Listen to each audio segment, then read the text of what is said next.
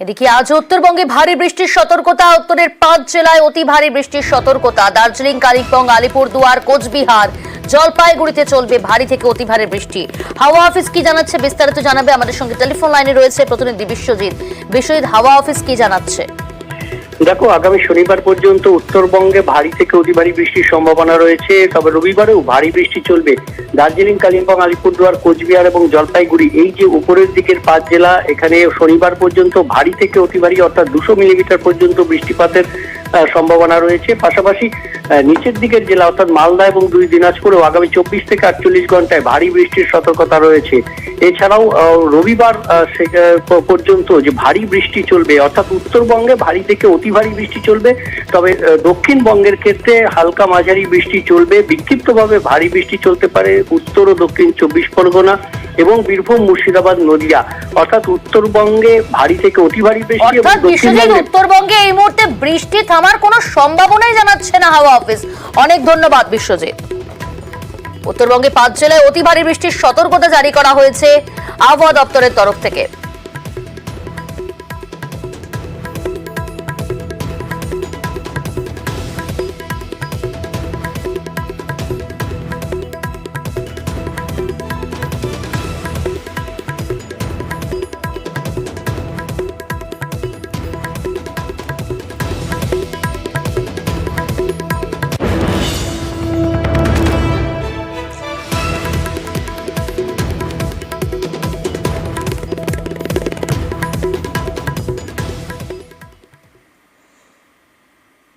আর এবার একটু weather update এবং উত্তরবঙ্গের দিকে নজর রাখি।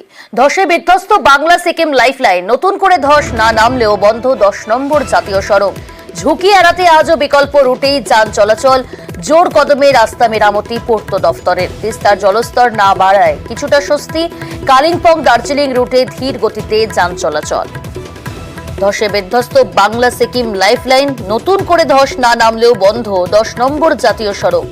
ঝুঁকি এড়াতেই আজও কিন্তু বিকল্প রুটেই যান চলাচল করবে। জোর কদমে রাস্তা মেরামতি পূর্ত দফতরের। টেলিফোন লাইনে রয়েছে প্রতিনিধি পার্থ। পার্থ, কি পরিস্থিতি এই মুহূর্তে উত্তরবঙ্গ জুড়ে? গোটা উত্তরবঙ্গেই কিন্তু কোথাও হালকা বা মাঝারি বৃষ্টিপাত হচ্ছে এবং দিনভর কিন্তু বৃষ্টির আশঙ্কা রয়েছে গোটা উত্তরবঙ্গে।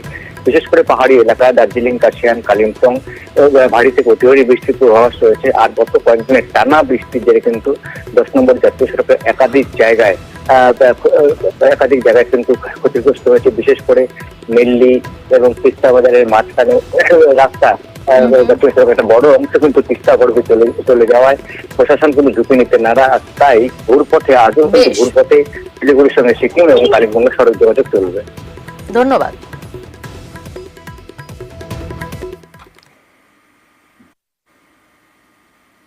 দুশো 5তম জন্মবার্ষিকীতে বিদ্যাসাগরকে শ্রদ্ধা। পশ্চিম মেদিনীপুরের সব স্কুলে বিদ্যাসাগরের আবক্ষ মূর্তির সিদ্ধান্ত। টেলিফোন লাইনে রয়েছে প্রতিনিধি সুকান্ত। সুকান্ত, জেলা পরিষদের শিক্ষা সমিতির এই বৈঠকে ঠিক কি কি সিদ্ধান্ত নেওয়া হলো? দেখো প্রিয়াঙ্কা, জেলা পরিষদের শিক্ষা কর্মাধ্যক্ষ শ্যামপদ পাত্র তিনি যেটি জানিয়েছেন যে তাদের স্থায়ী সমিতিতে একটি সিদ্ধান্ত নেওয়া হয়েছে বিদ্যাসাগর মহাশয়কে শ্রদ্ধা জানাতে পশ্চিম মেদিনীপুর জেলার সমস্ত প্রাইমারি এবং উচ্চ বিদ্যালয়ে বিদ্যাসাগরের আবক্ষ মূর্তি বসানো হবে। শুধু তাই নয়, তিনি জানিয়েছেন যে যে স্কুলে বিদ্যাসাগরের মূর্তি রয়েছে সেইগুলি বাদ দিয়ে বাকি স্কুলগুলিতে বসানো হবে। এখন আপাতত ঘাটাল মহকুমায়, যেহেতু ঘাটাল মহকুমার ঘাটালের বীরসিংহ গ্রামে বিদ্যাসাগরের জন্মস্থান, তাই এই সামনেই বিদ্যাসাগরের জন্মদিন আসছে। সেই জন্মদিনের আগে ঘাটাল মহকুমার যত প্রাইমারি এবং উচ্চ বিদ্যালয় রয়েছে সেই উচ্চ বিদ্যালয়গুলিতে বিদ্যাসাগরের আবক্ষ মূর্তি বসানোর জন্য ঘাটাল মহকুমা প্রশাসনের সঙ্গে একটি বৈঠক করেন। সেখানে যেমন একদিকে স্কুল শিক্ষা দপ্তরের আধিকারিকরা ছিলেন, গ্রাম পঞ্চায়েতের প্রধান, স্কুলের প্রধান শিক্ষকরা, সকলকে নিয়ে একটি বৈঠক হয়েছে। সেই বৈঠকে সিদ্ধান্ত হয়েছে ঘাটাল মহকুমার সমস্ত স্কুলে এই বিদ্যাসাগরের মূর্তি বসানো হবে। শুধু তাই নয়, ঘাটাল মহকুমার পরবর্তীকালে পশ্চিম মেদিনীপুর জেলার অন্যান্য মহকুমাতেও এই একইভাবে বিদ্যাসাগরের মূর্তি বসানো হবে প্রত্যেকটি প্রাইমারি এবং উচ্চ বিদ্যালয়ে। এই সিদ্ধান্ত জানিয়ে দিয়েছেন পশ্চিম মেদিনীপুর জেলার শিক্ষা কর্মাধ্যক্ষ শ্যামপদ পাত্র। ধন্যবাদ। জেলা পরিষদের শিক্ষা কর্মাধ্যক্ষ শ্যামপদ পাত্র মহাশয়ের অনুরোধে আজকে একটি মিটিং এখানে করা হয়েছিল। চেষ্টা করা হচ্ছে জেলা পরিষদের উদ্যোগে এবং সাধারণ মানুষের সহযোগিতায় যাতে করে প্রত্যেকটি বিদ্যালয়ে যে করে বিদ্যাসাগরের মূর্তি স্থাপন করা যায়। আমরা টার্গেটও দিয়েছি যে আমাদের সামনেই 26শে সেপ্টেম্বর বিদ্যাসাগর মহাশয়ের জন্মদিন, ওই তারিখে 205টি বিদ্যালয়ে যেন বিদ্যাসাগরের মূর্তি স্থাপন করা যায়, উদ্বোধন করা যায়। আমরা সবার কাছে অনুরোধ রেখেছি, প্রাক্তন ছাত্র, এলাকার শিক্ষানুরাগী সবাই এগিয়ে এসে এই বিদ্যাসাগরের মূর্তি যদি একজন এফেক্টিভ স্কুলে মূর্তি ডোনেট করে তাহলে কিন্তু খুব সহজেই আমরা এটা করতে পারবো। জেলা পরিষদের শিক্ষা স্থায়ী কমিটির মিটিং ছিল এক্সটেন্ডেড।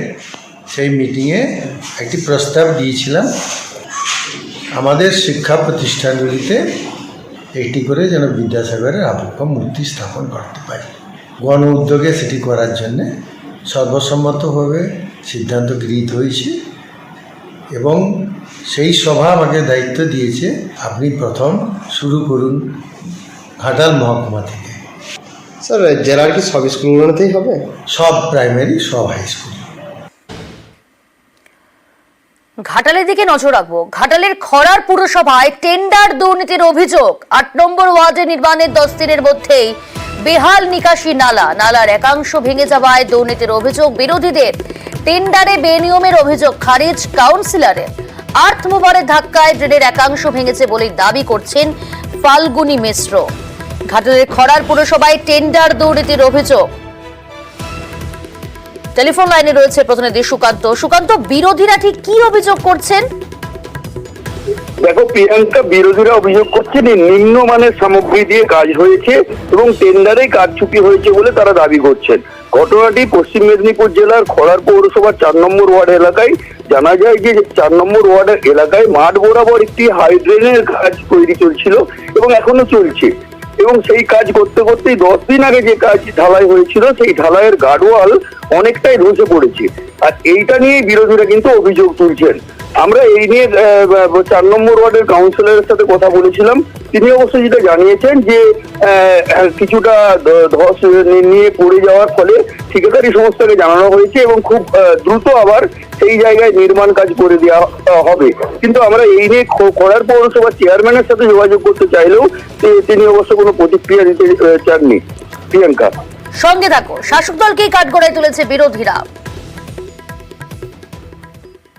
আমাদের সঙ্গে বর্ষার আগে হাইড্রেন গুলো একবারে পরিষ্কার করে দেওয়া হবে।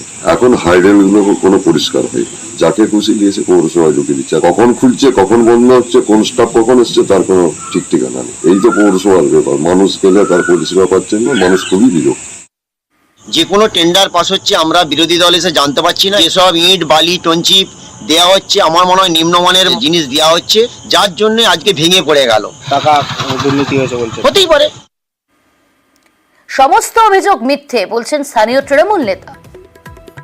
মিথ্যে কথা। সমস্ত দরপত্র করে টেন্ডার করেই কাজ শুরু হয়েছে। যেই ঠিকাদার সংস্থা কাজ করছিল তার মালিককে আমি ফোন করি, উনি যথারীতি জানান যে ড্রেনের পাশে যে মাটি জমেছিল সেই মাটি চারাতে গিয়ে ড্রাইভারের অপারেটরের বলে জেসিবির যে সুর আছে সেই সুরটা লেগে গিয়ে টানা হয়ে গেছে। তার ফলে এই ঘটনা ঘটেছে। ঠিকাদার সংস্থাকে বলি ওটাকে পুনর্নির্মাণ করে দিতে হবে, কারণ সরকারের টাকা কোনোভাবে অপচয় করা যাবে না। মল্লরাজাদের তৈরি জলাশয় দখল। কোথাও তৈরি হয়েছে বাড়ি, কোথাও চাষের জমি। বাঁকুড়ার বিষ্ণুপুরে এই জলাশয় বা বাঁধ বাঁচানোর দাবি জানিয়েছেন স্থানীয়রা।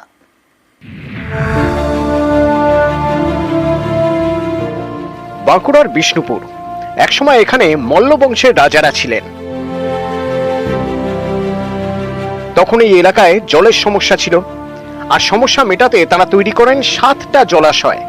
এই জলাশয়গুলিকে বলা হয় বাঁধ, যেমন লাল বাঁধ, শ্যাম বাঁধ, কৃষ্ণ বাঁধ। এই 7টা বাঁধের বেশিরভাগই আজ অস্তিত্ব সংকটে।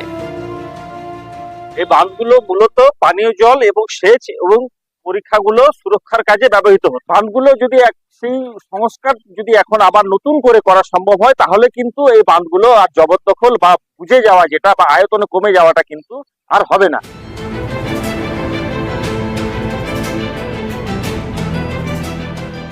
মল্লরাজাদের আমলের বাঁধ বা জলাশয় দীর্ঘদিন সংস্কার হয়নি, তাই কোথাও জমেছে পলি, কোথাও জমেছে কচুরি পানা। এসবের কারণে জায়গায় জায়গায় দখল হয়ে গিয়েছে। কোথাও তৈরি হয়েছে বাড়ি, কোথাও আবার চাষের জমি। এই সব জমিতে আবার প্রমোটারদের নজরও পড়ছে। বাঁধটা ওই দলে ফলে ভর্তি হয়ে গেছে, কোনো উপায় নেই। সব লোকে চান ফান করতে সব দিকে অসুবিধা হচ্ছে, জল খেতে অসুবিধা হচ্ছে। বাড়ির জায়গাটা বুঝেছে ফিশারি, এলাকায় উপকার সব দিয়ে হতো। বড় বড় বাঁধ ছিল, তখন এই জল ফলে এগুলা কিছু থাকে না। ভরাট হয়ে গেছে। হ্যাঁ, এই তো ভিটে ভিটে তো জমিতে করে নেই। আর যদি সরকার যদি গুরুত্ব দিত তাহলে এই ধান লাগাতো না, ভিটাতে হইতে। আমরা অলরেডি সরকারি জমিগুলো চিহ্নিত করে সেখানে বোর্ড লাগাবার স্টেপ নিয়েছি, যাতে করে আগামী দিনে আরও কোনো জায়গা দখল না হয়ে যায়। সরকারি জমির মধ্যে যদি কোনো দখলদারি হয়ে থাকে আমরা নিশ্চয়ই প্রশাসনিক পদক্ষেপ নেব। দেবব্রত মণ্ডল, নিউজ 18 বাংলা।